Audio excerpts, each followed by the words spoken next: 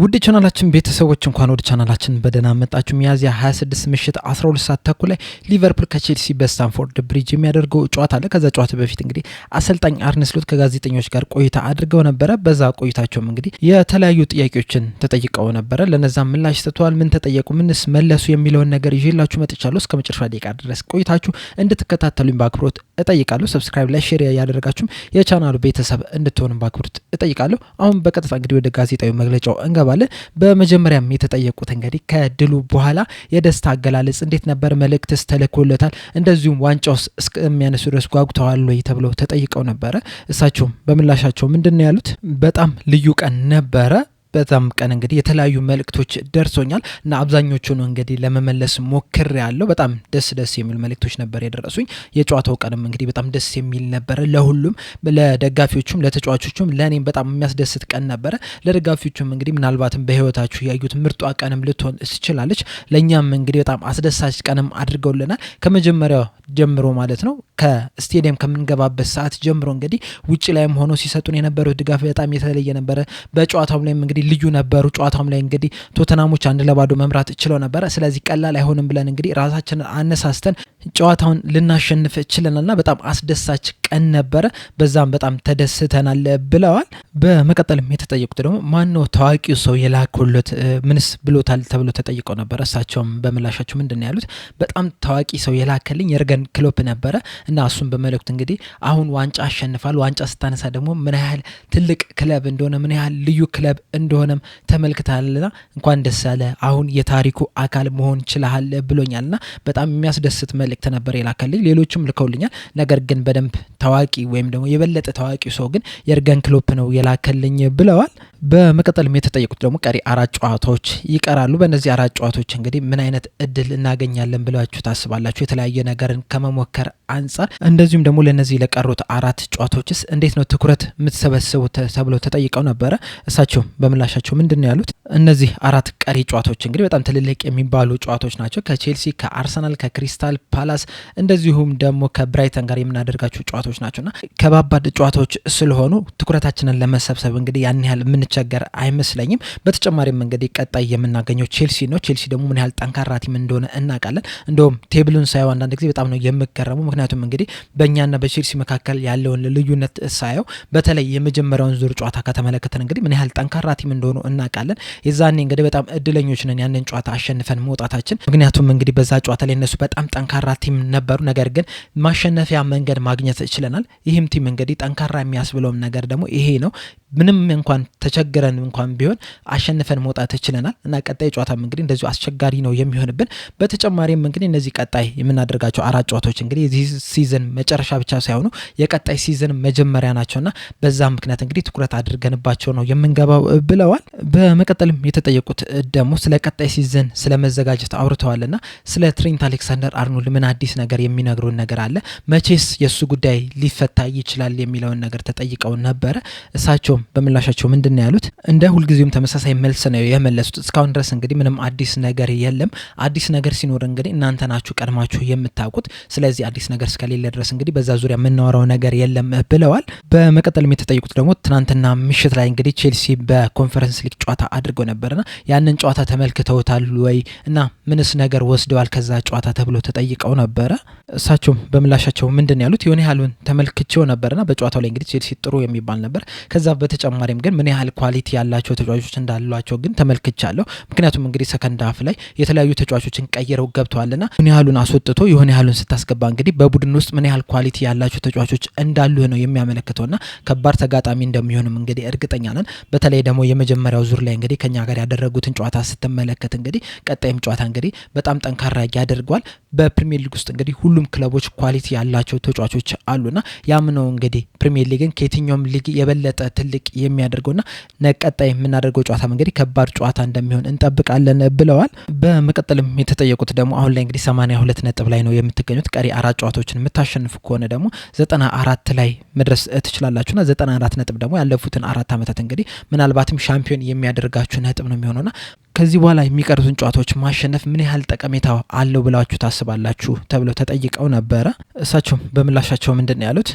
በእርግጠኝነት ቀጣይ የሚቀሩትን 4 ጨዋታዎች እንግዲህ ለማሸነፍ ነው መንገቡ። ምክንያቱም እንግዲህ ሊቨርፑል ጋር ስትጫወት ደግሞ ሁሉንም ጨዋታዎች ለማሸነፍ ነው የምትገባውና ከዚህ በኋላ ያሉትም እንግዲህ ያንን ለማድረግ ነው የምንጥረው። በተጨማሪም እንግዲህ ካለፉት አመታት አሸናፊዎች ጋር መወዳደር አልፈልግም። ምክንያቱም ዘንድሮ እንግዲህ የተለየ አመት ነው፣ የተለየ ተጫዋቾችን ያሉትና ራሴን ማወዳደር የምፈልገው ከራሴ ጋር ብቻ ነው እንጂ ካለፉት አመታት ካሸነፉት ቡድኖች ጋር አይደለም። የራሳችን ቲም ምን ያህል ደረጃ መድረስ ነበረበት፣ ምን አይነት ጨዋታን አደረገ የሚለውን እርስ በርሳችን ነው የምንመዛዘነው እንጂ ያለፉትን አመታት ቼክ አላደርግም። ከዚህ በኋላ ለቀሩትም ጨዋታዎችን ቢሆን እንግዲህ ምናልባት የተለያዩ ለውጦችን ላደርግ እችላለሁ። የተለያዩ ሮቴሽን ሊኖር ይችላል። ነገር ግን ደግሞ ያን ያህል ብዙ የሚባል ሮቴሽንም አይፈጠርም። እንደዛም ቢሆን ግን የተለያዩ ተጫዋቾች እድል ቢሰጣቸውም ምናልባትም እንግዲህ እነዚህ እድል የሚሰጣቸው ተጫዋቾች እንግዲህ ከዚህ በፊትም ቀደም ብሎም እድል መሰጠት የነበረባቸው ተጫዋቾች ናቸው። እናም ከዚህ በኋላም እንግዲህ እድል ይሰጣቸዋል፣ ሮቴሽን ይኖራል። ነገር ግን እንደዛ ስናደርግ ደግሞ እንሸነፋለን ብለን አይደለም። በእነዚህ ተጫዋቾች ገብተን ራሱ ማሸነፍ እንደምንችል ስለምናውቅ እነዚህ ተጫዋቾችም እንግዲህ ኳሊቲው ስላላቸው ነው ይዘናቸው የምንገባው ብለዋል። በመቀጠልም የተጠይቁት ደግሞ ከዚህ በኋላ ለቀሩት ጨዋታዎች በዋነኝነት ትኩረት የምታደርጉት ቀጣይ አመት ላይ ይዘውት ለሚገቡት አሰላለፍ ነው ወይ ተብለው ተጠይቀው ነበር። እሳቸውም በምላሻቸው ምንድን ነው ያሉት? አይደለም፣ ዘንድሮም እንግዲህ መጫወት የሚገባቸው ተጫዋቾች ነበሩ። እስካሁን ድረስ እንግዲህ ብዙ እድል ያልተሰጣቸው እና ለነዛም ተጫዋቾች እንግዲህ እድል መስጠት ያስፈልገናል። በእርግጥ ዘንድሮ እንግዲህ አብዛኛውን ጊዜ ሲያጫውት የነበረው ተመሳሳይ ተጫዋቾችን ብቻ ነው የነበረውና አሁን ላይ እንግዲህ እነዛ እድል ያልተሰጣቸውን ተጫዋቾች በሚቀሩት ጨዋታዎች እድል እየሰጠ ምን ላይ እንዳሉ ማወቅም እንፈልጋለን። በተጨማሪም ደግሞ ለቀጣይ አመትም እንግዲህ ቡድናችንን ለመስራትም ይረዳናል ብለዋል።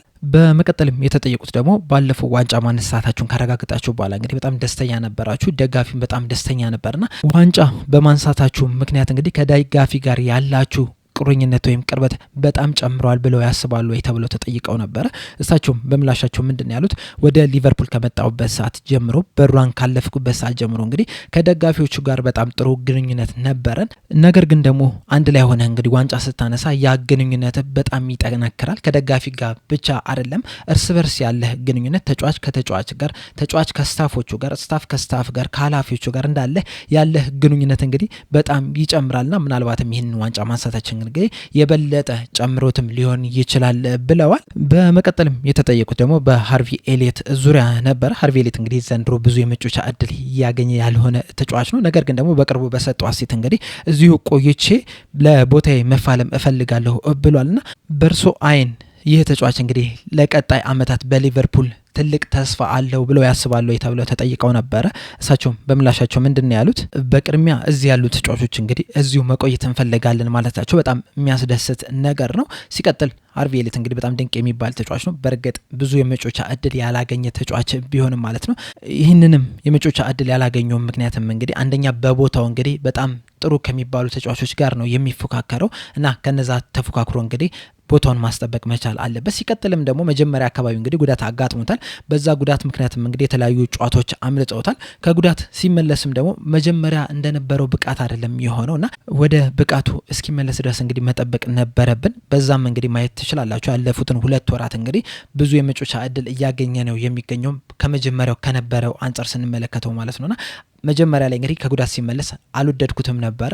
አሁን ላይ ግን ወደ ብቃቱ እየተመለሰ ነው የሚገኘው፣ ራሱን በደንብ እያሻሻለ ነው የሚገኘውና በዛም ምክንያት እንግዲህ አሁን ላይ የተለያየ የመጫወቻ እድልን እያገኘ ያለ ተጫዋች ነው። ከዚህ በኋላም ላሉትን ጨዋታዎች እንግዲህ የተለያየ የመጫወቻ እድል የሚያገኝ ይሆናል ብለዋል። በመቀጠልም የተጠየቁት ደግሞ ብዙ የመጫወቻ እድል ያላገኙትና ሃርቪ ኤሊየትና ኬዛ ለእርሶ ማሳየት ያለባቸው ነገር አለ ወይ ተብለው ተጠይቀው ነበረ። እሳቸውም በምላሻቸው ምንድን ያሉት? ምንም ማሳየት ያለባቸው ነገር የለም። ምክንያቱም እንግዲህ ካለፉት አመታት እንግዲህ ምን ያህል ድንቅ ተጫዋች እንደሆኑ ማየት እችላለሁ። በዚህ ሰዓትም እንግዲህ በትሬኒንግ ቦታም ሁልጊዜም እየተመለከትኳቸው ነው የሚገኙትና ምን አይነት ኳሊቲ ያላቸው ተጫዋቾች እንደሆኑ አውቃለሁ። ስለዚህ ለእኔ ምንም ማሳየት የሚጠበቅባቸው ነገር የለም። ለራሳቸው ግን ምን ያህል ጎበዝ ተጫዋች እንደሆኑ ግን ማሳየት መቻል አለባቸው። በእርግጥ ያንንም ያውቁ ይሆናል። በእርግጥ እስካሁን ድረስ እንግዲህ የመጫወቻ እድል ብዙም እያገኙ አይደለም። ነገር ግን ከዚህ በኋላ ላሉ ጨዋታዎች እንግዲህ የመጫወቻ እድል ያገኛሉ ብዬ አስባለሁ። በእርግጥ ከዚህ በኋላ እንግዲህ እስካሁን ድረስ ሲጫወቱ የነበሩትን ሙሉ ለሙሉ አሳርፌ ከዚህ በኋላ ላሉ ጨዋታዎች እንግዲህ እስካሁን ድረስ ያልተጫወቱትን አሰልፋለሁ ማለት አይደለም። እንደዛ አድርገን እንግዲህ ከዚህ በፊት በፕሌይሞዝ የተሸነፍንበትን ጨዋታ መመልከት እንችላለን። ስለዚህ እንደዛ ሙሉ ለሙሉ እናደርጋለን ማለት አይደለም። ምናልባት እንግዲህ ከሁለቱም የምንቀላቀል ይሆናል። ስለዚህ ከዚህ በኋላ ላሉ ጨዋታዎች እንግዲህ በእርግጠኝነት መናገር የምችለው ነገር ምንድነው በቶተናም ይዘን የገባነውን አሰላለፍ በአራቱም ጨዋታዎች ላይ እንደማንጠቀመው ነው ብለዋል። በመቀጠልም የተጠየቁት ደግሞ ከዚህ በኋላ እንግዲህ ለቀጣይ ሲዝን ፕላን እናደርጋለን ብለዋልና እነዚህ አራት ጨዋታዎች መቅረታቸው ምን ያህል ጠቀሜታ አለ በተለይ ደግሞ ፕላን ከማድረግ አንጻር ተብለው ተጠይቀው ነበረ። እሳቸው በምላሻቸው ምንድን ያሉት እነዚህ አራት ቀሪ ጨዋታዎች እንግዲህ ለቀጣይ ሲዝን ይጠቅማሉ የሚለውን ነገር ለመመለስ በጣም ከባድ ነው። ምክንያቱም እንግዲህ እያንዳንዱ ሲዝን ላይ እንግዲህ የሚፈጠሩትን ነገሮች አናቃቸውምና እንደዚህ ነው ብሎ ለመተንበይ በጣም ያስቸግራል። ነገር ግን ደግሞ ፕሪሚየር ሊጉን መብላታችን ግን በጣም ትልቅ ጥቅም አለው በተለይ ቀደም ብለን መብላታችን። ምክንያቱም እንግዲህ ተጫዋች ማስፈረም ስንፈልግ አሁን በፊት እንግዲህ ምን ያህል ትልቅ ቲም እንደሆነ ምን ያህል ምርጥ ደጋፊዎች እንዳሉት እንግዲህ መናገር ነበረብን። አሁን ግን በተለይ ባለፈው እሁድ ከተፈጠረ በኋላ እንግዲህ ያን ያህል ማስረዳት የሚጠበቅብን አይመስለኝም። ያ ነገር እንግዲህ ሌሎች ተጫዋቾችን እንዲስብ ያደርጋል። ሌሎች ክለቦች ላይ ከተመለከትን እንግዲህ ዋንጫ በሚበሉበት ሰዓት ደጋፊዎቹ ዘለው ወደ ሜዳ ይገባሉ። ከዛ በኋላ ተጫዋቾቹም እንግዲህ ከ2 ደቂቃ በኋላ ወደ መልበሻ ክፍል ይገባሉና ያ ነገር እንግዲህ ብዙም አያስደስትም። ነገር ግን የሊቨርፑል ደጋፊዎች እንግዲህ ጨዋታው ከተጀመረ ጀምሮ በጣም ድንቅ የሚባልን ድጋፍ ሰጥተውናል። ዋንጫውን ማሸነፋችን ካረጋገጥን በኋላ ራሱ ደጋፊዎቹ ዘለው አይደለም የገቡት እዛው ወንበራቸው ላይ ሆኖ በጣም ምርጥ ድጋፍን ነበር ሲደግፉ የነበሩትና ያም ነገር እንግዲህ ሌሎች ተጫዋቾችን ወደ ሊቨርፑል እንዲመጡ ይገፋፋቸዋል ብለዋል። በመቀጠልም የተጠየቁት ደግሞ የተለያዩ የእንግሊዝ ክለቦች እንግዲህ በአውሮፓ መድረኮች ላይ ጥሩ የሚባል እንቅስቃሴን እያደረጉ ነው ያሉትና ያ ነገር ስለ ፕሪሚየር ሊጉ ምንድነው የሚናገረው? በተለይ ደግሞ ማንቸስተር ዩናይትድ እና ቶተናሞች እንግዲህ በፕሪሚየር ሊጉ 14ኛና 16ኛ ደረጃ ላይ ነው የተቀመጡትና እንደዛ ቦታ ላይ ተቀምጠው በአውሮፓ መድረክ ደግሞ ጥሩ የሚባል እንቅስቃሴን እያደረጉ ነው ያሉትና ይህ ነገር ስለ ፕሪሚየር ሊጉ ጥንካሬ ምንድነው የሚናገረው ተብሎ ተጠይቀው ነበረ።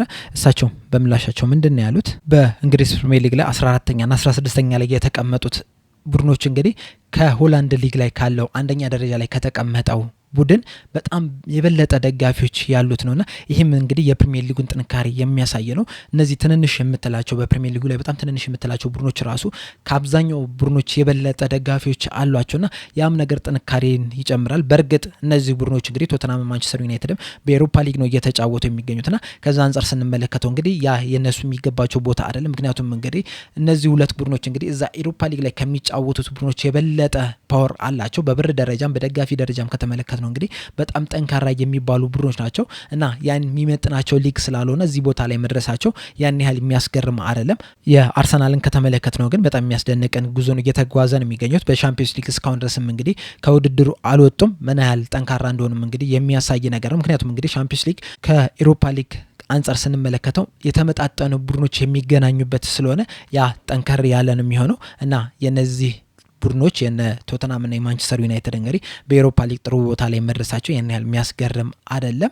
ምክንያቱም እንግዲህ በሊጉ ላይ 14ኛና 16ኛ ላይ ቢቀመጡም ሁል ጊዜ ደግሞ እዚህ ቦታ ላይ የሚቀመጡ ቡድኖች አይደሉም፣ ከስንት አንድ ስላጋጠማቸው ነው። ነገር ግን ደግሞ ሁሌም እዛ ቦታ ላይ የሚገኙ ቡድኖችን ከተመለከትን ራሱ እነዚህ ቡድኖች ሌሎች ሊጎች ላይ ከሚገኙ ቡድኖች አንጻር ስንመለከታቸው በጣም ጠንካራ ናቸው። ከአብዛኞቹ አንጻር ስንመለከተው ምናልባት እንግዲህ እነ ባርሴሎና፣ እነ ሪያል ማድሪድ፣ እነ ፒኤስጂ ምናምን ብዙ ደጋፊዎች ሊኖራቸው ይችላሉ። ነገር ግን ከአብዛኞቹ ቡድኖች አንጻር ስንመለከታቸው በጣም ጠንካራ ቡድኖች ናቸውና ይህም የሚያሳየው እንግዲህ የፕሪሚየር ሊጉን በጣም ተፎካካሪነትን ነው፣ በጣም ጠንካራ ሊግ መሆኑን፣ በጣም ብዙ ብር ያለበት ሊግ መሆኑን የሚያሳይ ነገር ነው ብለዋል። በመቀጠልም የተጠየቁት ደግሞ በቼልሲ ዙሪያ ነው። የመጀመሪያው ዙር ጨዋታ ላይ እንግዲህ ቼልሲዎች በጣም አስቸጋሪ ቡድኖች ነበር ብለዋልና በዛ ጨዋታ ላይ እንግዲህ ምናልባትም በታክቲክ ደረጃ እንግዲህ በጣም የተቸገሩበት ጨዋታ ነው የነበረው። በጣም ፉክክር የነበረበት ነውና እንደዚህ አይነት የታክቲክ ባትሎችን ይወዳሉ ወይ ተብሎ ተጠይቀው ነበር። በተጨማሪም ደግሞ እሁድስ ምንድነው የሚጠብቁት? እንደዚህ አይነት ተመሳሳይ ነገርን ይጠብቃሉ ወይ ተብሎ ተጠይቀው ነበር።